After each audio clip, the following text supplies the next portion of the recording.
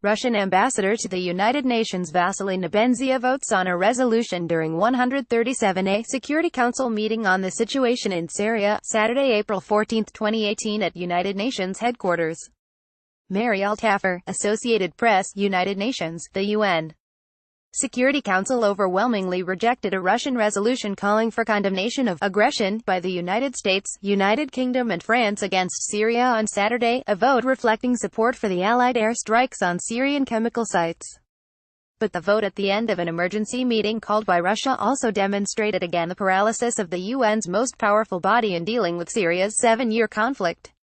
Russia's demand for condemnation and an immediate halt to aggression, and any further use of force by the 3 Western allies got support from only 2 other countries on the 15-member Security Council, China and Bolivia. By contrast, 8 countries voted against the Russian draft: the US, UK, France, Netherlands, Sweden, Kuwait, Poland and Ivory Coast. 4 countries abstained: Ethiopia, Kazakhstan, Equatorial Guinea and Peru. At the meeting, the 5th in a week on chemical weapons in Syria, Russia and its supporters again clashed with the US and its allies over a suspected poison gas attack on April 7 in the Damascus suburb of Douma. The US, UK and France said they launched airstrikes against Syrian chemical sites after obtaining evidence that a chemical weapon was used by President Bashar Assad's government. Russia and its ally Syria called the attack fabricated and said no evidence of chemical weapons use exists in Douma. Ambassador Nikki Haley told the Council, "There is clear information demonstrating Assad's culpability." And she said President Donald Trump told her Saturday morning that if the Syrian regime uses poisonous gas again, the United States is locked and loaded to strike again. When our president draws a red line, our president enforces the red line, Haley stressed. The United States of America will not allow the Assad regime to continue using chemical weapons. France's UN Ambassador François Delattre said the result of the vote sends a clear message that Security Council members recognized the need for the airstrikes, and their proportional and targeted nature.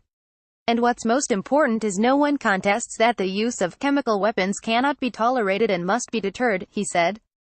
That is essential. Russia's UN Ambassador Vassily Nebenzia said the meeting confirmed that the US and its allies continue to put international politics and diplomacy in the realm of myth-making, myths invented in London, Paris and Washington. We put facts contrary to your myths, he said. If we continue on this path, we will soon reach the diplomacy of the absurd. Russia and Syria also clashed with the 3 Western allies over the legality of the airstrikes and responsibility for the Security Council's paralysis. Britain's UN ambassador Karen Pierce blamed Russia for repeatedly vetoing resolutions on the use of chemical weapons in Syria and said the UK took military action to save lives on the legal basis of humanitarian intervention.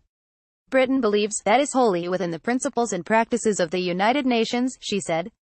Russia's Nebenzia called it a very sad day for the world, for the UN, for its charter which was blatantly violated, and for the Security Council which has shirked its responsibilities. I would like to believe that we will not see a day that is worse than today, he said. Looking ahead, Delattre said France, Britain and the United States will soon be presenting the Security Council with a new draft resolution aimed at achieving a lasting solution to the Syrian conflict that addresses political, chemical and humanitarian issues. Nebenzia responded saying the environment is not very conducive for any rapprochement, and the political and dangerous military situation we are in now must be sorted out first. Once again, we demand an immediate stop to aggression and refrain from the illegal use of force in the future, he said. UN Secretary-General Antonio Guterres, who briefed the Council before the vote, stressed again the need to avoid the situation from spiraling out of control, and for a political solution. Guterres said he has asked Syrian Special Envoy Staffan de Mistura to come to New York as soon as possible to consult on the most effective way to accelerate the political process. Copyright 2018 The Associated Press. All rights reserved. This material may not be published, broadcast, rewritten or redistributed.